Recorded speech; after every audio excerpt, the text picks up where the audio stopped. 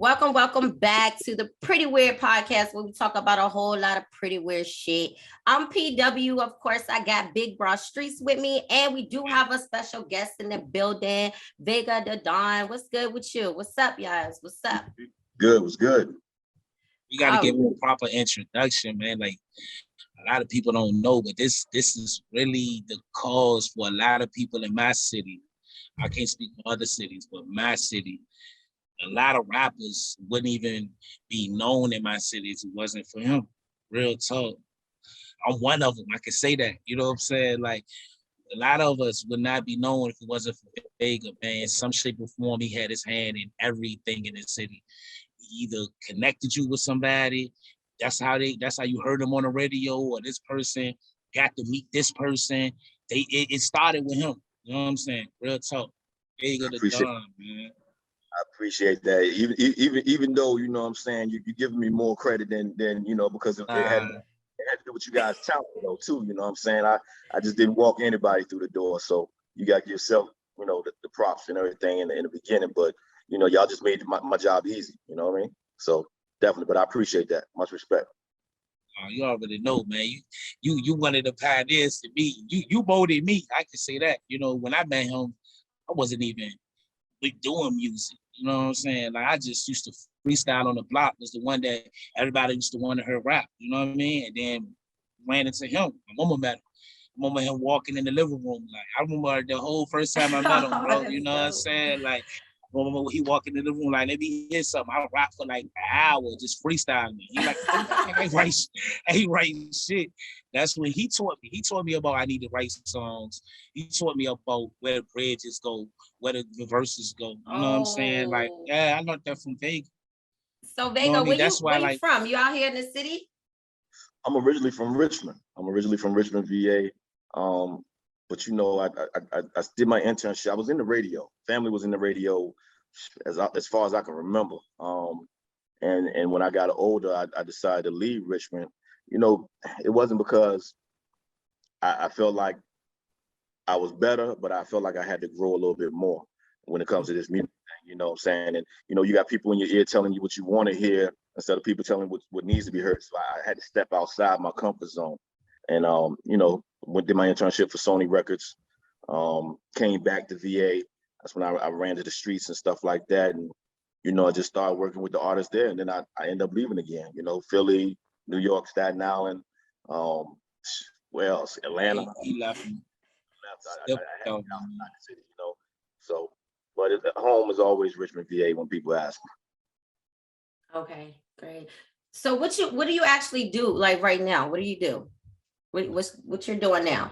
Any projects you working on, or? Right now, yes, I'm working with a young gentleman named Eli Rico. He's out in Virginia Beach, as well as the bride. She's out in Virginia Beach as well.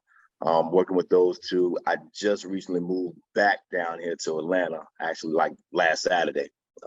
Actually last month I moved down here, but I actually, made the full conversion over here this past weekend. So I'm still working with them. Got a lot of stuff going on down here, dealing with the independent artist concert series that we have. And it's not one of those ones where you got to pay to play type thing. It's actually we working with the indie artists to put them in a concert festival type situation. Shout out to MAP, you know what I'm saying? Major Artist Productions. We teamed up with them and doing some big things for the independent artists, man. It's time for the indies to shine, Yes, that's what I love to do. This is why I'm doing what I'm doing as well. I love music, and if we can work with the independent artists, that's one thing I feel like, if you have control of the music and what the people hear, like, that's a lot of power. That's a lot of power in that. It's a lot of power. And the right people need that power is right now. Exactly. The right people need that power. It is, but there's a certain, you also got to think about, we can be independent all day, but it's certain entities that control the radio. You know what I mean? When you competing with people with $400,000 budgets, you know what I'm saying? You got to try to get in where you can fit in. So the independent has no choice but to, get themselves known through the social media, by going to certain areas, different demographics outside their comfort zone, in order to be heard, in order for their fan base to be increased. So, you know, like I said, a lot of you can remain and you can be independent, but you got to think at the end of the day, you know, Sony, Warner Music and Universal, the ones that control the radio wave. Right. And it's a little harder, like you said, when you're independent, because you got to build your own fan base. You gotta, but see, once you get the people on your side, you good.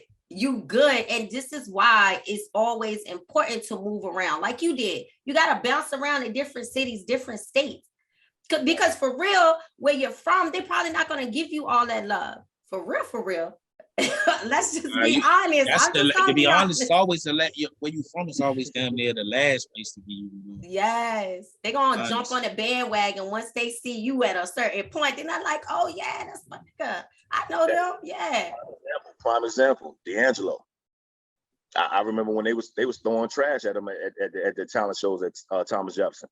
You know, then the year after that, he wrote the song, the United, We United Men song with Brian McKnight. He wrote that and then he just took off. Everybody was like, yo, D'Angelo this, but y'all won't show up at the talent show. So you gotta definitely step outside in order to come back, in order to be recognized sometimes, you know. It's sad to say. And what made you go to Wu-Tang? Actually they came to me. What had happened was Rod Dollar, a good friend of mine, we went to Meadowbrook High School there in Chesterfield out in Richmond. I went to that high school. Yeah. Could get out of trouble. Yeah. And I got in trouble there too. He was a mean.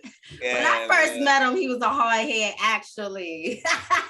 That's the school they send everybody to because it's closer to the Richmond city line. So, but Rod Dollar, he had reached out to me because I had stopped music. I had stopped. I was like, I got so overwhelmed. I took a break, picked up a trade, you know what I'm saying, started doing. I was about to ask, I was gonna get to that because I know like for a while you had stopped doing, you won't even mess with music. I had to take a mental break for a while because it was traveling, staying on the road, on the go, like we just got finished talking about before we came on here. You know, you gotta go sleep, barely sleep, the whole nine, you know. It was terrible. So I had to take a break for a while. And then Rod Dollar was working with Jimmy Kane, the vice president of Wu-Tang Management. And he reached out to me. He was like, yo, Vega, why don't you put on a show in Richmond? You know what I'm saying? Bring me and Jimmy out here and this and that. I was like, all right, man, you know, I'm feeling the itch to get back into music. Let me go ahead and do it. Put on a show. I had so many acts come through, live bands and everything, all types of hip hop, R&B, rock. And Jimmy went crazy over it. And next thing I know, I'm sitting beside Jimmy at a press conference table talking about he made me one of the A&Rs. And it went from there. I went from A&R to director of A&R to operations of distribution to vice president of distribution. Now I'm a managing partner for Wu-Tang Management. Oh, so yeah, that's love right there. Yeah. That's love. Came up, man. Real talk. I watched him from the mud, boy, from the mud. Real, man. And you know, I thought after being with Sony, I would definitely be in a good situation, but it really showed me the backside of the business, you know, because I started out as an artist. It showed me the business side aspect of everything, and it showed me some stuff that I didn't want to see as well, as far as, you know, the bittersweet side of the music industry. You know, not everybody's fit for this industry, you know what I mean? And it's sad because it's some good talent that has been tossed to the side because people have been done wrong. And that's why I was like, yo, I need to stand up for the independent artists. I'm always to the fullest. So, you know, that's what I've been doing, you know. You've been doing that since I know you, man. Real talk. Like, I feel like you could have been made a lot of bigger moves, but you stayed to help us. You know what I'm saying? The people at the bottom, niggas nobody knew. You know what I'm saying? You wanted to be in the mix with them. You know what I'm saying? But I always felt like, I can always say. I feel like if I could make somebody successful, I'm automatically successful. You know, it's just like maybe 2-3 months ago, I was down at the DMV off Laburnum, and I walked in to try to get something straight with my license or something was going on, and as I was leaving out, the lady was like, you know, use this door over here, Vega, and I looked, I was like, She said, yeah, I know you, VegaDaDon. She said, I just want to let you know I really appreciate what you're doing for the artists here, the independent artists here in Richmond and stuff like that. And that shit made me.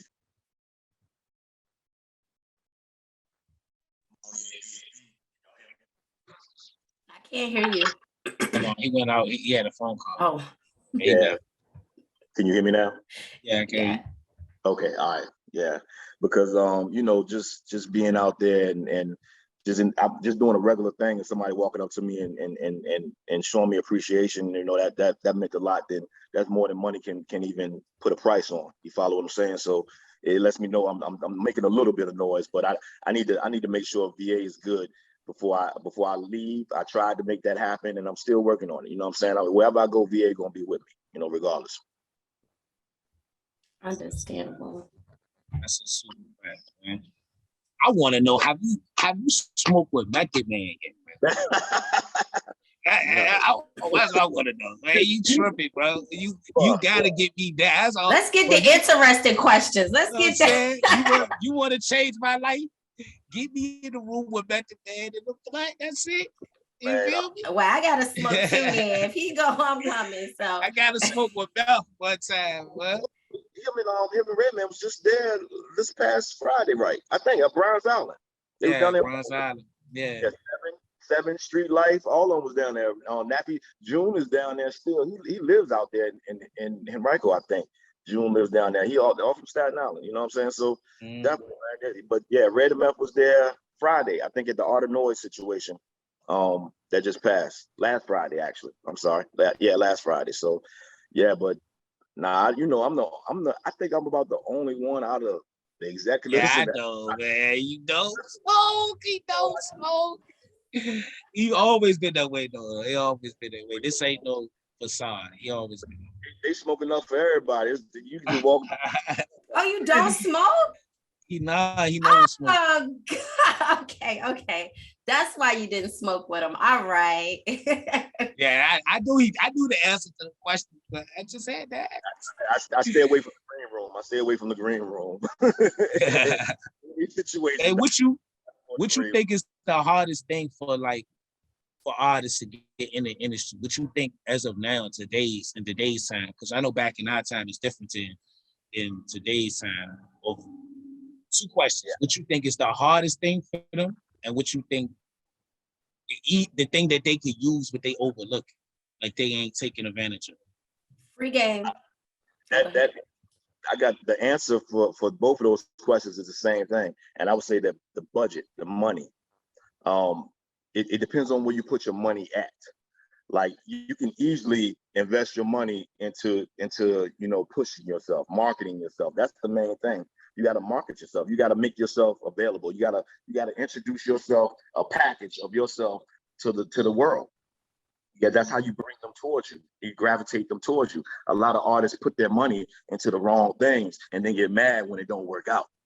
You follow what I'm saying? So you saying like advertising, branding, they should be putting their money in instead of marketing, merchandise, because that's what's going to make you your money. That's going to make that money back that you're putting yourself into marketing. Get your brand set straight up. Get you some merchandise, whether it's shirts, sweatpants, shorts, whatever, pens, pencils, keychain, whatever, hats, whatever, and sell your merchandise at your performances. Make sure your paperwork straight first with your performance rights society. So if you don't get paid from a promoter for a show, at least you can get paid through BMI Live. Or BMI, yeah. What I'm saying. And then your merchandise is your main source of income.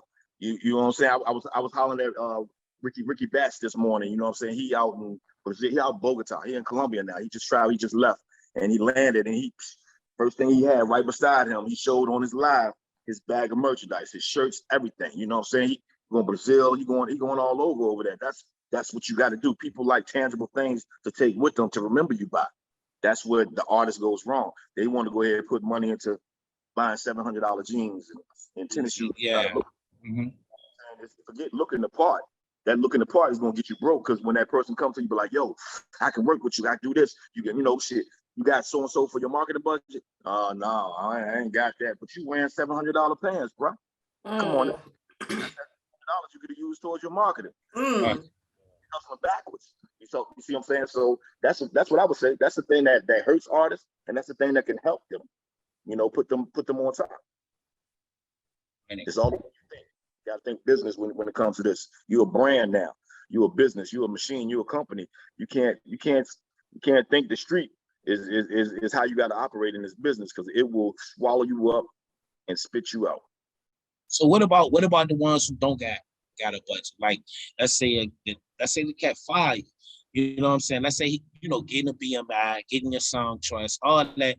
Well, getting a song choice is not free, but it ain't that much. But all these type of things, let's say he got those, but he don't got 500 to spend on getting merchandise or to, or to put in the advertisement. You see what I'm saying? Like, what's some routes he could take to get to those steps? You know what I'm saying? Or should he just save it up? You know what I'm saying?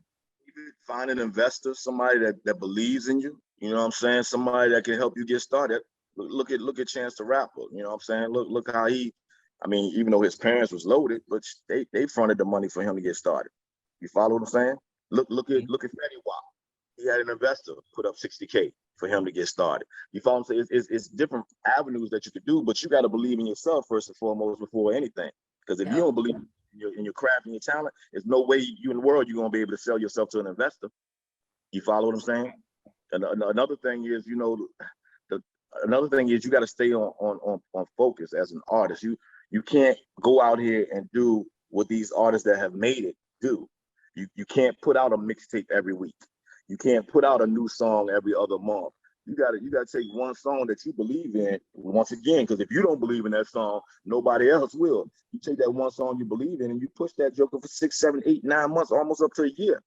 You roll hard with that song. Don't come out with, because you come out with a song and then 2 months later you come out with, yo, this is my new joint. That's like, well, dad, what happened to the what happened to the other song? Yes. You ain't even performing that no more. Now you ready to release this new song that you just went in the studio. That's hustling backwards. That's now, if you've made it already and you signed to a label, or you doing good as an independent artist, and you got millions of views, and you got the blue check and all that other stuff, yeah, go ahead, drop whatever you want to drop whenever you want to drop, because you could do that. But until you get to that point, don't do that. That's wrong, because I'm not gonna look at you. I'm like, damn.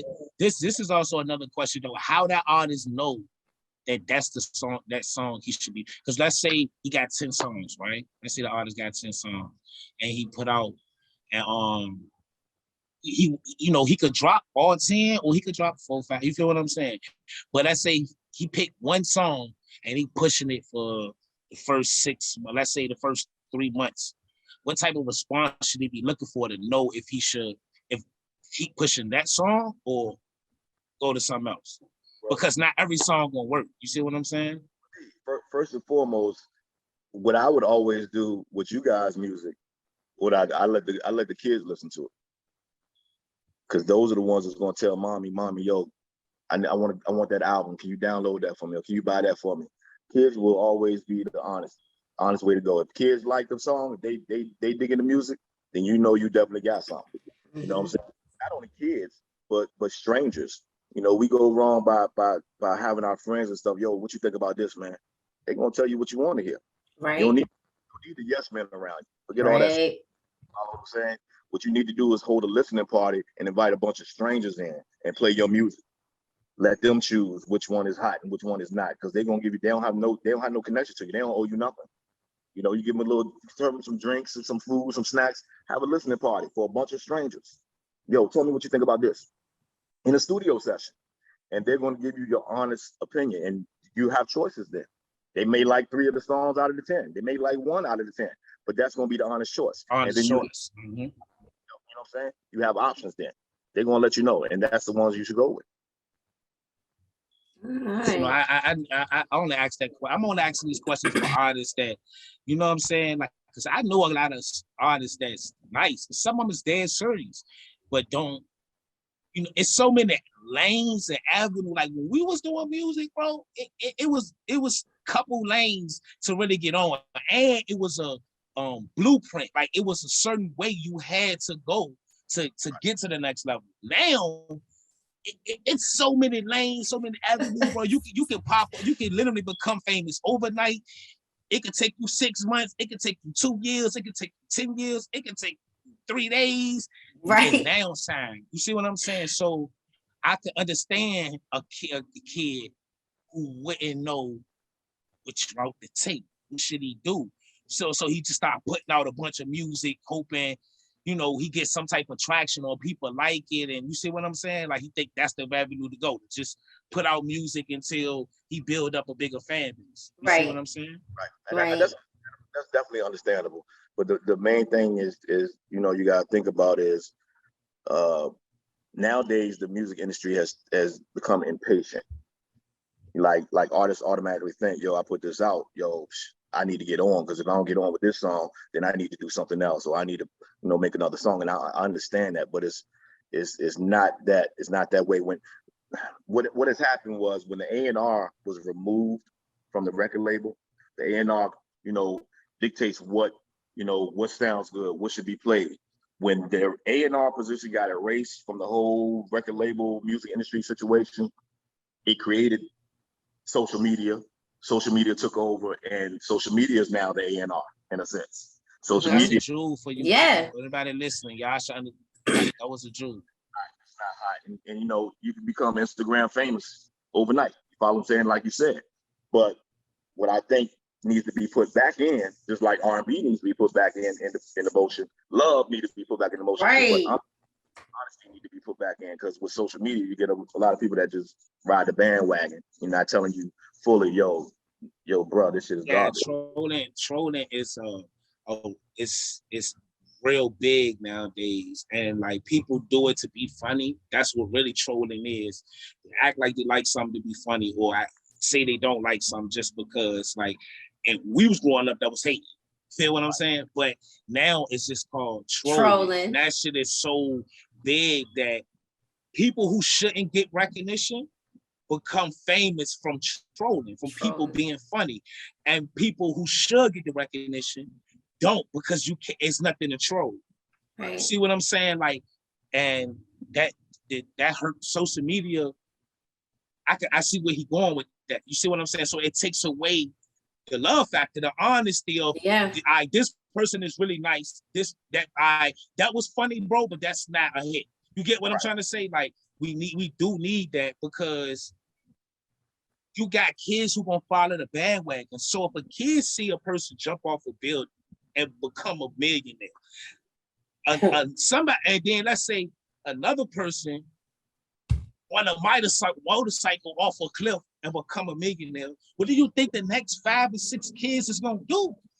Some even more extremer than that. You see what I'm saying? And it's gonna keep going, because that's what they think they gotta do. Antics, gimmicks.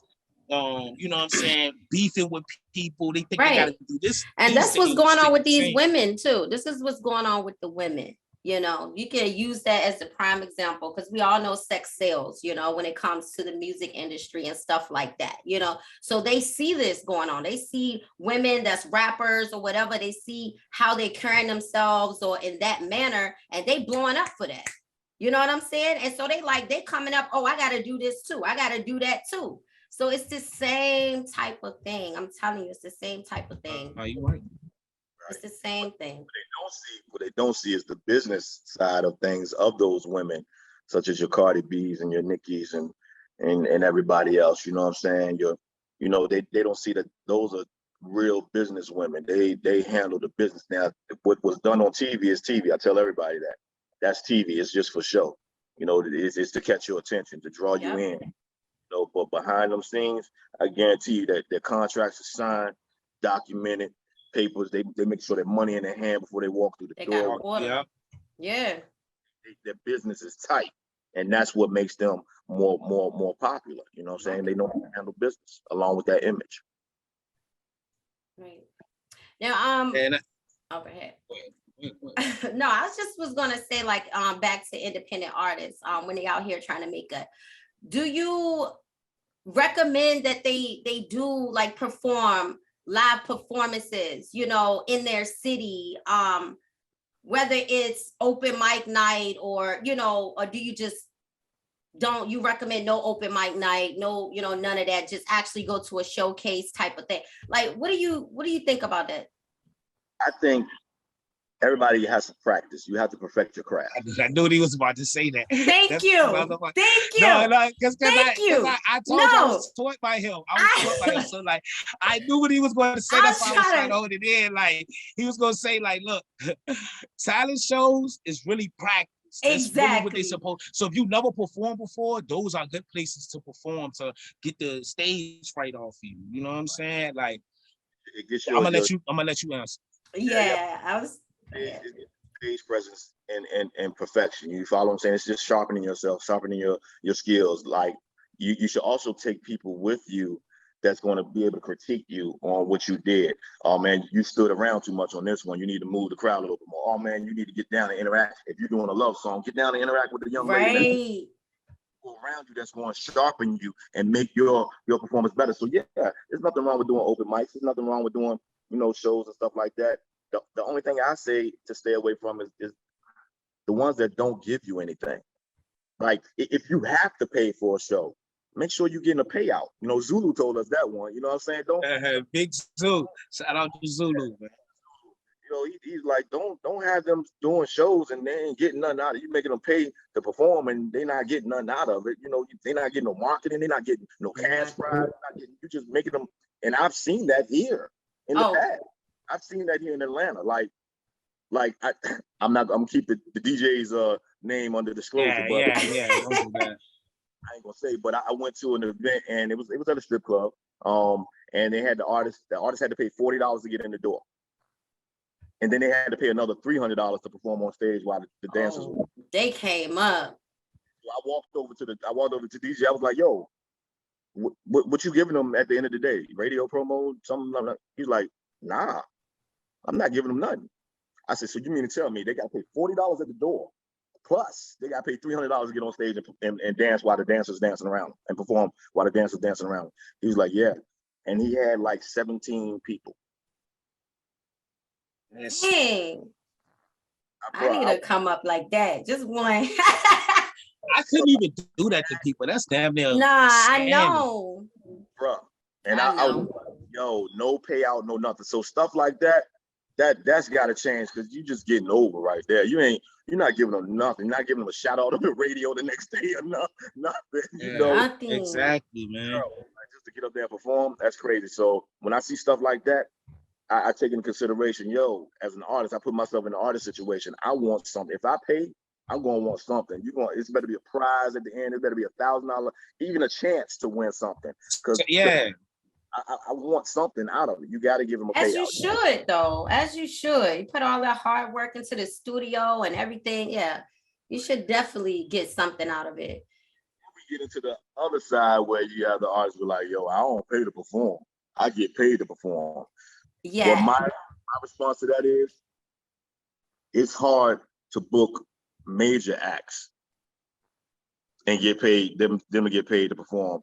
There's no way in the world an independent artist is going to come and tell me, yo, Vega, I don't pay to perform. I get paid. Where you get paid to perform at? Let me know so I can send some artists your way. Who's paying you to perform? And I've never heard of you. Nobody knows you like that. You follow what I'm saying? It's certain things that you gotta, if you don't pay to perform, that's fine. That's something that you may run into a problem with, but don't go and tell no label executive, somebody that's been in the industry forever, that no, forget that, I don't pay to perform. Yeah, I mean, I feel like an artist shouldn't pay if it's not gonna benefit you. Right. That's meaning that, like, but if let's say you got to pay $100 to perform, but it's real executives going to be here in the building, that's going to benefit you. So that $100 is not going to hurt you. You know what I'm saying? It's almost like paying to get the meeting, paying to get in front of them. I mean, because ain't none of them going to talk to you for free anyway.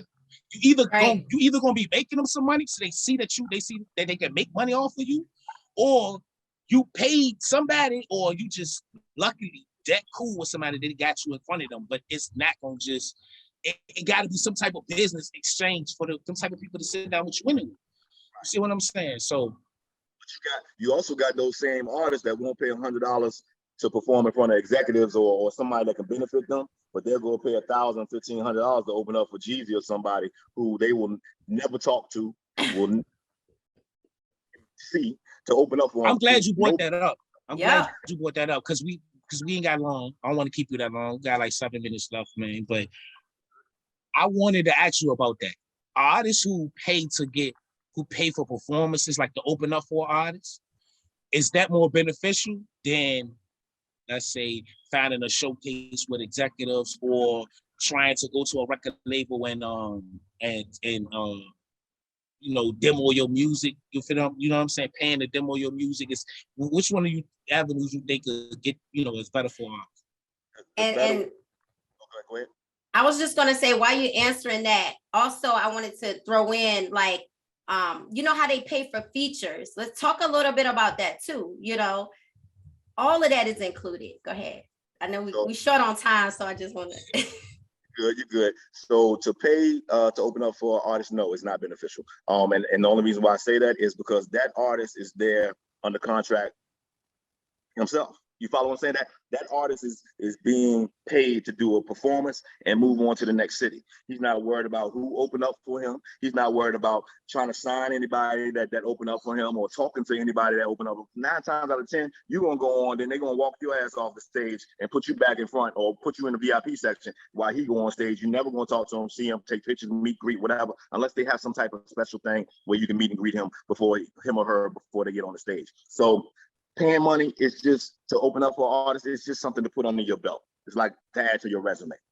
It looks good, but 9 times out of 10, there's no actual factual benefit from it. Paying for a feature, again, the artist is out to try to get money, just like you. You follow what I'm saying? Like the artist is trying to make money. So yeah, he'll go ahead and do a feature, then pay another feature. My cousin, for instance, and right there in Richmond, he paid for Boosie to get on the track. He bought Boosie out to down to I can't even think of it. He bought him. It was by after this. Paid him another X amount of money for him to do the video and put the video out there. The video was nice. People in Richmond knew about it, but nothing was promoted on that end to let them know, hey, I got this song out with so and so, or Boosie people didn't promote or whatever. I don't know what the arrangement was, but I would have made sure that was some type of arrangement so somebody knows. So sometimes it can shoot you in the foot. Sometimes it can be beneficial if you have that artist helping promote. Now, Boosie, I can say he did represent, the local people there in Richmond. He wore some shirts and stuff like that from some local merchandisers down there and clothing people, stuff like that. So he showed mad love. It's just that, sometimes getting a feature isn't really what it's worth. You follow what I'm saying? I knew an artist. They're gonna promote it. Artist, one of my executives that I work with for Wu-Tang Management, her artist in Ohio. He got Kevin Gates, paid another 10 G's for Kevin to come down to Miami to do the video and stuff like that. And I haven't heard anything from the Johnson. That was like 4 or 5 years ago. So you know what I'm saying? So it depends on how to go. So it's basically what he's saying is, if you're gonna take these avenues, make sure your business is correct. Make sure in this clause you put in that they gotta promote it. That song. They gotta wear something. They gotta do something to help push that whatever you're doing with them. Yeah. You know what I'm saying? A song, a video, whatever, a skit, whatever it is. You need to put in that clause that you paying them also for the promotion. You paying them for who they are. They fans. Right. You need their fans to see it. You see what I'm saying? So make sure that's what he's saying. He's not saying don't do these things, but he's saying if you're going to do these things, then you need to make sure it benefits you in every best possible way, shape, or form. You paying them anyway, so you need to put as much shit in there that's gonna benefit you as possible. And you can negotiate a few things. You see what I'm saying? But it needs to be about you because they already know. You see what I'm saying? Exactly. That's what he's saying. Best. You said it best. You already know. I was schooled by the Don. You feel me? You know what I mean? A lot of people be so blown when I tell them I know you, man. When I walked in that shop and I seen the Wu-Tang thing and they was talking about you, they was like, yeah, we just got to pay phone with Vega, blah, blah, blah. I said, that's my dog. I said, I could call him right now for you. They looking at me like I'm tripping. That's why I had to call you, because I'm like, I'm dead ass. That's my dog. You know what I'm saying? I can help y'all out. I'm gonna break a deal for y'all, man. They were so happy, bro, for you to come show them love, bro. Real talk, man. You know what I'm saying? Man, whenever I'm in VA, I told them I'm coming through. I'm coming through. I'm coming through, definitely, man. Nothing but love. You know, it's always been that way with us, man. You're my little brother, man. You know what I'm saying? So always. I want to close this thing out, man. So shout out to the PrettyWeird gang. Make sure y'all like and subscribe. Make sure y'all watching, man. You know what I'm saying? Make sure y'all keep and y'all follow my dude Vega too, man. Pay attention to what's going on, man. A lot of you new artists, when the artist got questions, reach out to him. You see a real humble dude. He will listen. He will talk to you. And if you got it, he will fuck with you. I'm being real with you. You know what I mean? He's not. I'm being honest. He real humble. He not uptight. He ain't bougie at all. You know what I'm saying? But he ain't gonna lie. That's one thing he ain't gonna do. He ain't gonna lie to you. Don't take it as him being mean. Don't take it as him not fucking with you. He just gonna tell you the truth. Just being honest with you. You know what I'm saying? Well, I'm about to send him my music then. How about that? Salute for coming out, for coming showing us love, man. Really appreciate that. Anytime, man. I got some I want to include y'all in. Y'all come out here and do a live remote from the events and stuff, man. Anytime. Yeah, man. Let me know, bro. You already know anything for you, man. They hit me up. I'm there. You already know. That shit ain't about nothing, man. And tell my goddaughter I said, hey, man, next time you around, man. We'll do. She doing her thing. She, you know, she just got her apartment. I know, man. Yo, I might have to call you, but like, yo, bro. Nah, they doing good. Definitely will, man. Anytime, hit me up. You know, like a bag full of dirt. That's what's up, man. That's what's up, man. But I got something I'm gonna see you when we get off here too, man. Because I don't even think you heard it yet. You know what I mean? But I got something I'm gonna see you when we get off here, man. Probably gonna be proud of me, but you know, we ain't dead in a minute, man. You know. Well, thank you again for coming on. I don't want it to cut off on us, but thank you. We really appreciate you. And thank you for the free game, you know. Looking forward to your projects, your artists that's coming out. Really appreciate it. Much love. Make sure y'all support, man.